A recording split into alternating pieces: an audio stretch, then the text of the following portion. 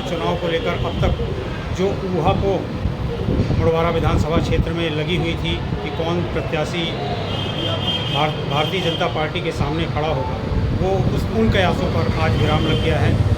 कांग्रेस ने अपने 88 प्रत्याशियों की सूची जारी कर दी, जिसमें मुड़वारा, बिजरावगढ़ विधानसभा और बहोरीवल तीनों ही जगह के प्रत्याशियों का नाम घोषित कर दिया। वर्तमान में हमारे साथ मुड़वारा विधानसभा में जो प्रत्याशी बनाए गए हैं मिथिलेश जैन जी, वो मौजूद हैं। अब हम उनसे बात करते हैं और चर्चा करते हैं कि आगामी उनकी रणनीति क्या होगी, वो किस तरह मुड़वारा के इस अभेद्य किले को भेद पाएंगे। क्योंकि आपको बता दें कि मुड़वारा विधानसभा में पिछले 20 वर्षों से भारतीय जनता पार्टी काबिज है।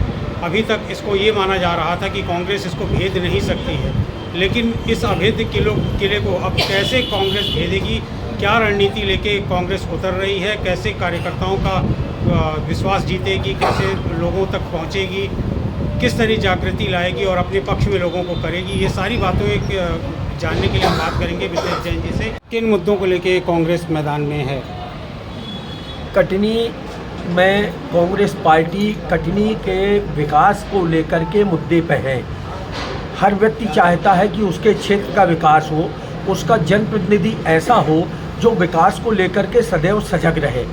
लेकिन दुर्भाग्य है कि 10 साल से क्या बोले 20 साल से भारतीय जनता पार्टी का कटनी में विधायक है, 10 साल से वर्तमान विधायक है। इस 20 सालों में भारतीय जनता पार्टी ने कटनी ज़िले को प्रदेश का नंबर 1 का ज़िला बनाने के लिए कुछ भी नहीं किया। कटनी में नर्मदा नदी का पानी नहीं आया, पेयजल की समस्या बनी हुई है। कटनी में मेडिकल कॉलेज, इंजीनियरिंग कॉलेज स्थापित करने की मांग उठ रही है। कटनी में जिला चिकित्सालय में स्वास्थ्य सेवाओं के लिए ना डॉक्टर हैं वहाँ पर पर्याप्त, ना वहाँ पर दवाइयों की उचित व्यवस्था है। कटनी में जो माधव नगर के व्यापारी हैं या कटनी शहर के व्यापारी हैं, जो कटनी ज़िले के एक रीढ़ है कि व्यापार कटनी ज़िले का रीढ़ है, यहाँ का राजस्व देने वाला है, और यहाँ के व्यापारी लोग परेशान हैं। कटनी में व्यापार बिहार की स्थापना करने के लिए लोगों की मांग है, व्यापारियों की, लेकिन भारतीय जनता पार्टी के वर्तमान विधायक ने या उनकी सरकार ने इन सारी समस्याओं को हल करने के लिए कुछ भी नहीं किया। कटनी में बेरोजगारी की समस्या चरम पर है। हमारे नौजवान बेरोजगार घूम रहे हैं, उनके माता पिता परेशान हो रहे हैं, ये समस्याएं हैं। इसके अलावा सेंट्रल स्कूल की स्थापना नहीं हुई। भारतीय जनता पार्टी के सांसद जो कि प्रदेश अध्यक्ष है वो कटनी से हैं, उनके रहते हुए भी कटनी में कुछ नहीं हुआ।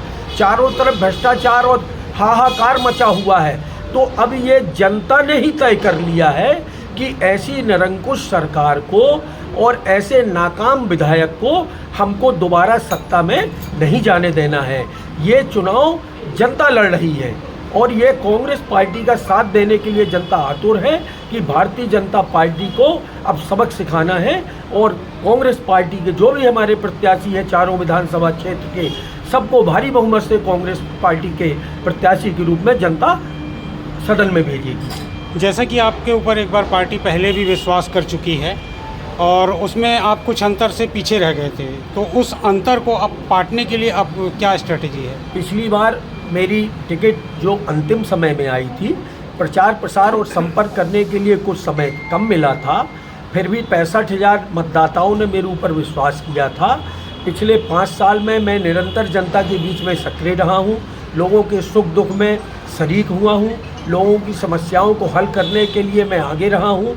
तो मेरे को पूर्ण विश्वास है कि जनता जो है इस बार मेरे को आशीर्वाद देगी और मुझको आशीर्वाद देगी। मेरा दरवाज़ा हमेशा जनता के लिए खुला रहेगा। कभी जनता के आकांक्षाओं की विपरीत कोई भी ऐसा काम नहीं करूंगा कि जिससे जनता को कोई पछतावा हो।